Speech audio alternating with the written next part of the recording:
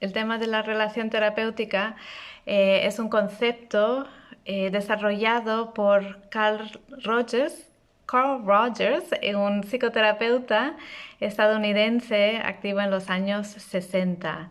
Entonces, él viene de una escuela humanista y desarrolló el modelo terapéutico centrado en el cliente. Es decir, es un modelo terapéutico que cambia la dinámica entre el psicoterapeuta y el cliente para establecer un vínculo de iguales, en vez que una jerarquía de poder en el que el psicoterapeuta es médico que cura un paciente que está enfermo, ¿vale? Entonces, desde la visión humanista se entiende que el ser humano realmente es sano, e incluso en sus procesos patológicos es el cuerpo, el sistema, el organismo, esa parte holística, buscando el equilibrio en un contexto desfavorable, ¿vale? Entonces Carl Rogers llevó eso a la práctica desarrollando el modelo terapéutico centrado en el cliente, en el que cambió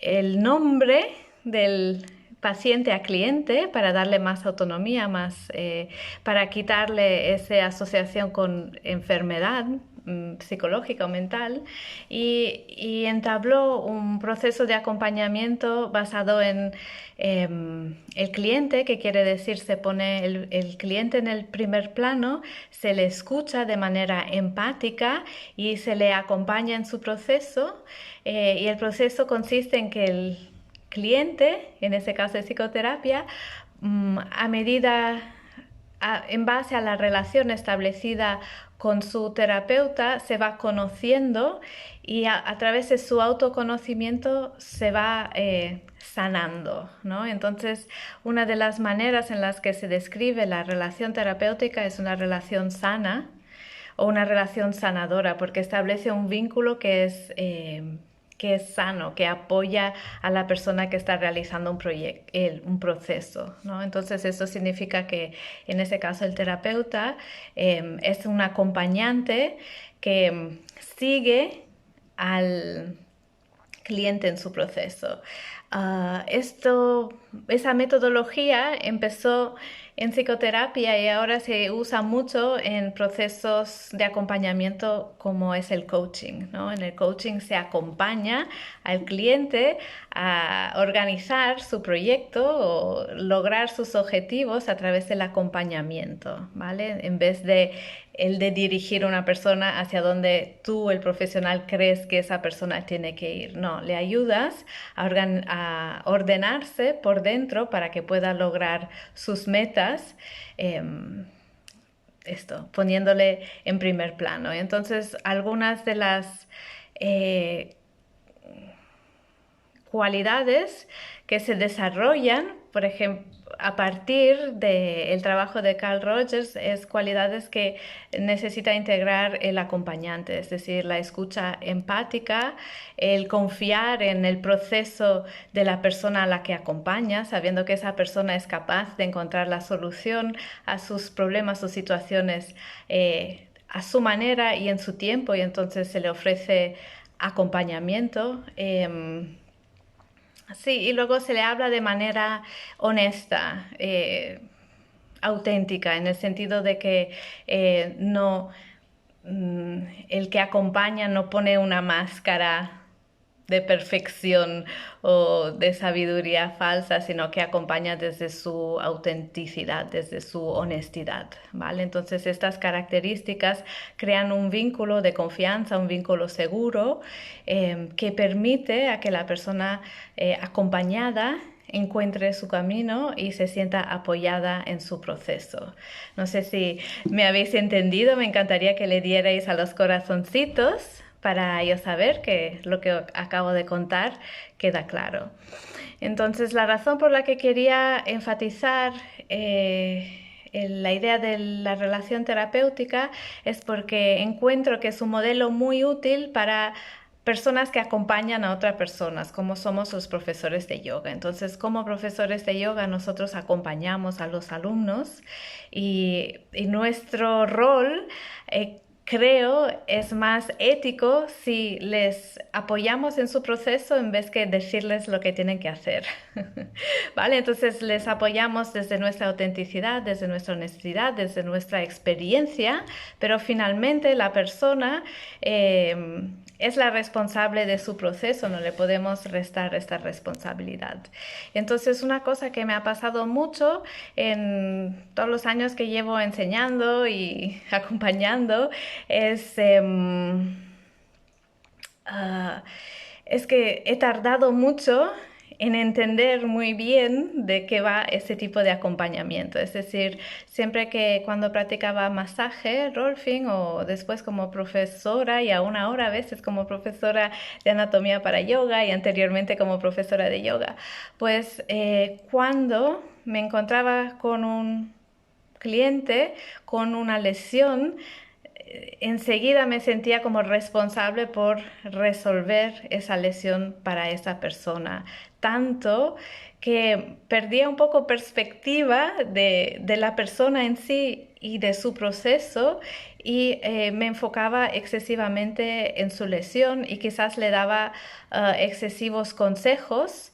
En vez de hacer más preguntas y entender bien dónde está esa persona en su proceso, qué ha causado la situación actual, cómo lo lleva a nivel emocional, físico, etcétera, y apoyar y acompañar desde ahí, ¿no?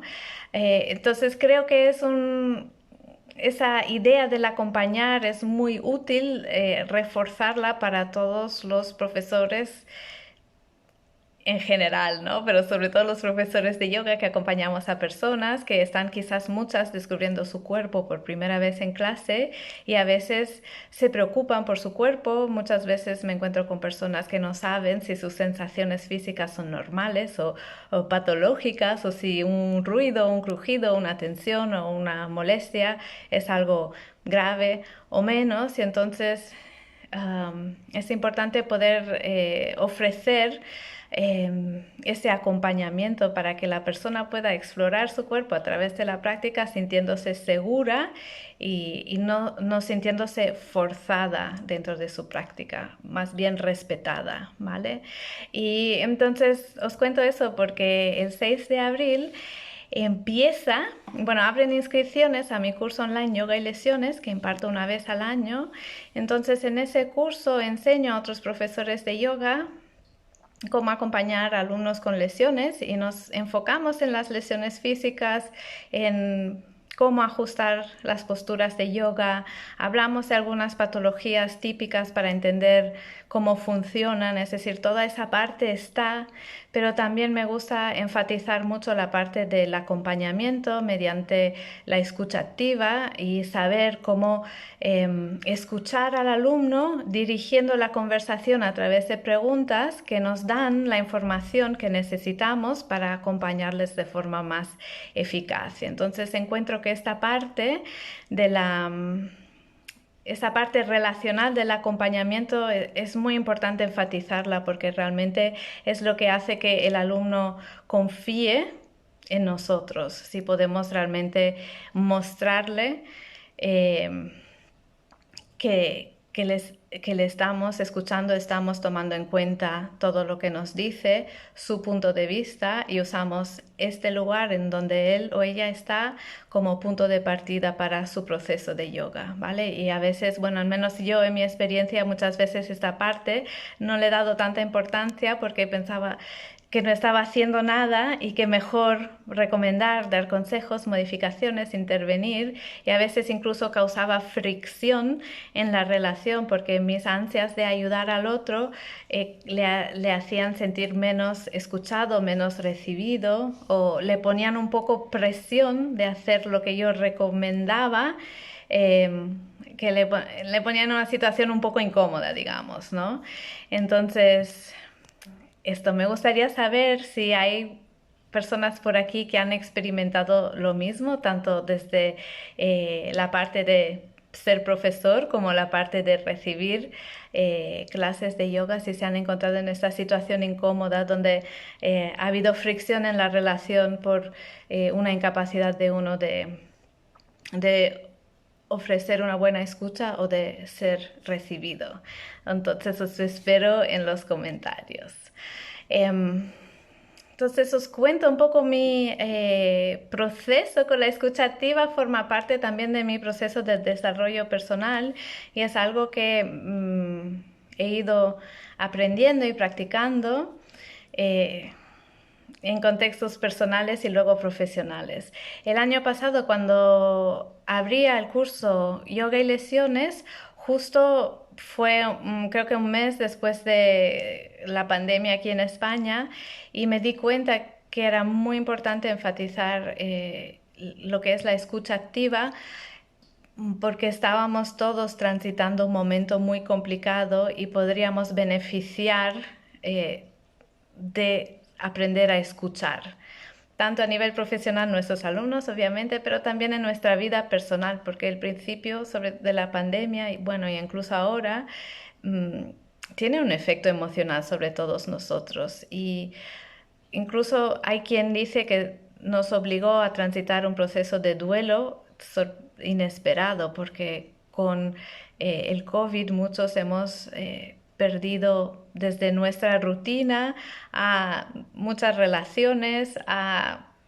lugares que nos gustaba ir, actividades. Hay personas que claramente han tenido pérdidas mucho más grandes, familiares, amigos, etcétera. Y entonces, cuando entramos en un proceso de duelo, nuestras emociones pueden estar en todas partes. Podemos un día estar tristes, otro día enfadados, otro día en negación. Hay todo tipo de emociones que se destapan, y la escucha activa es una herramienta fantástica para eso, porque frente a una persona que está expresando sus emociones, en vez de darle consejos o opiniones, podemos simplemente escuchar de forma muy presente.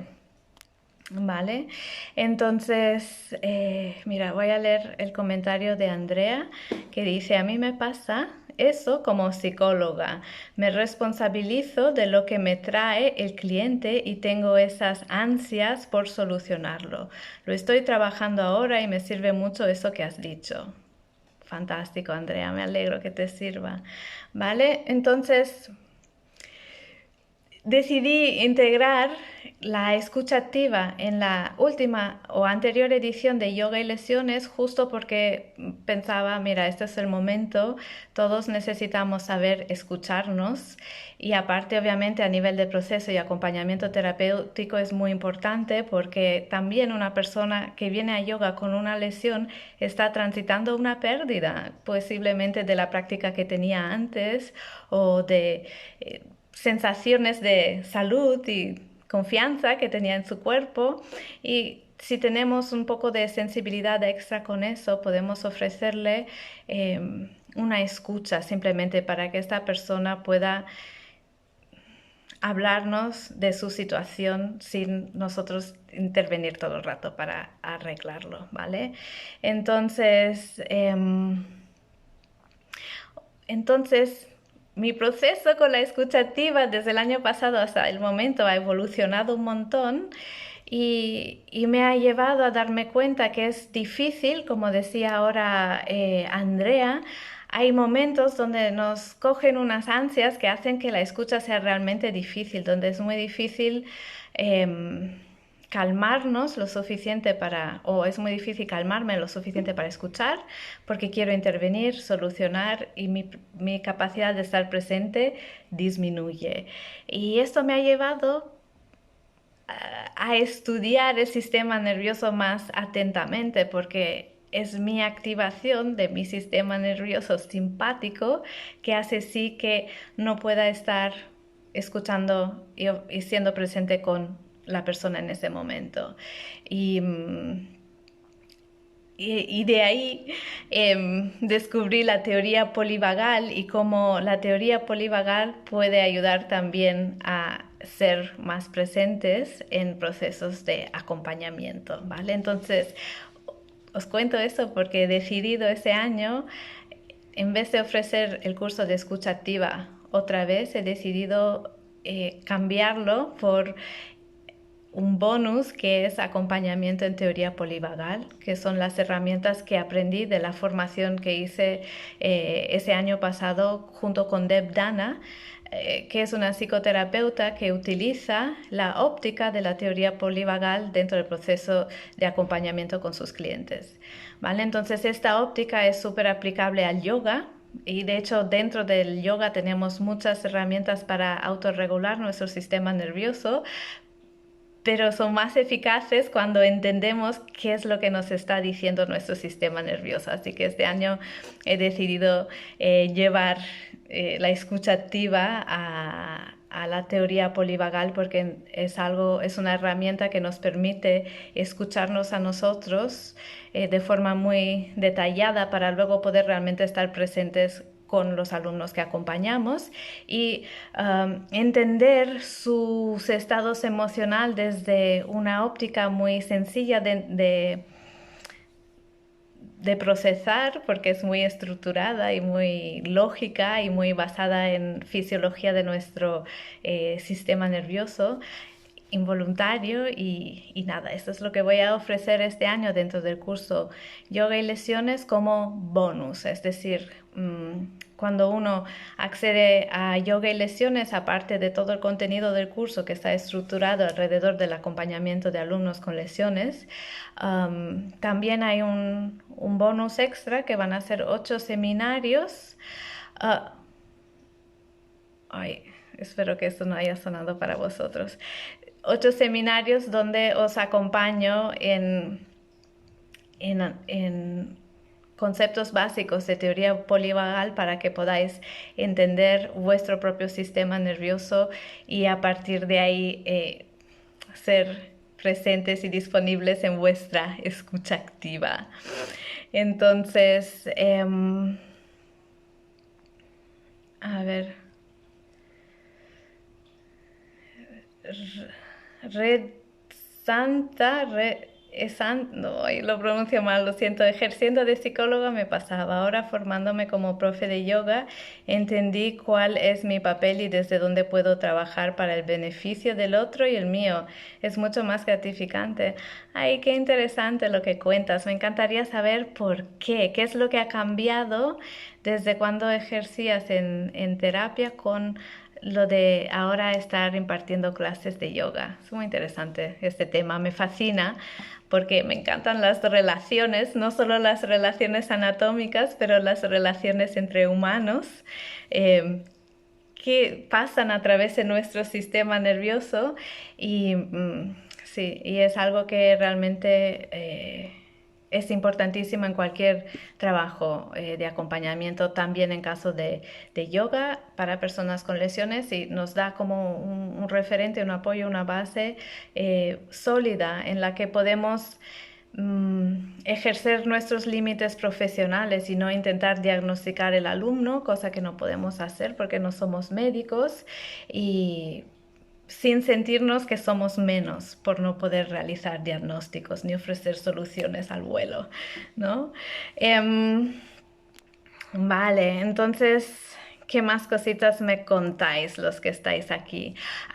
Entonces, os quería decir que en mi último artículo en mi blog, donde colgué la píldora sobre relación terapéutica y escucha activa, también ahí encontraréis un enlace para un tutorial sobre escucha activa que preparé hace un par de años y al que podéis tener acceso totalmente gratuito. Entonces, en este tutorial de escucha activa os cuento un poco en qué se basa la escucha activa y unas técnicas que podéis practicar. Entonces, es muy divertido porque es un ejercicio de mindfulness y de presencia plena. En la escucha activa controlamos nuestras ansias de intervenir, de interrumpir, de aconsejar, de opinar, para crear más espacio para la otra persona. Entonces este espacio a veces lo podemos crear simplemente con el silencio, podemos crearlo haciendo de espejo, es decir, repitiendo lo que nuestro interlocutor acaba de decir. Esto le estimula a que nos cuente más en detalle. O podemos usar directamente palabras y preguntar, ay, qué interesante, cuéntame más, y a partir de ahí dirigir preguntas abiertas para que el interlocutor hable más. Y para nosotros practicar escuchar, que si los que sabéis, lo que habéis practicado la escucha activa, sabéis que es realmente un trabajo de mucha disciplina interna, porque no es natural ni automático para muchos de nosotros. Sí, nos encanta decir la nuestra, opinar y en fin, que es un ejercicio muy enriquecedor, muy...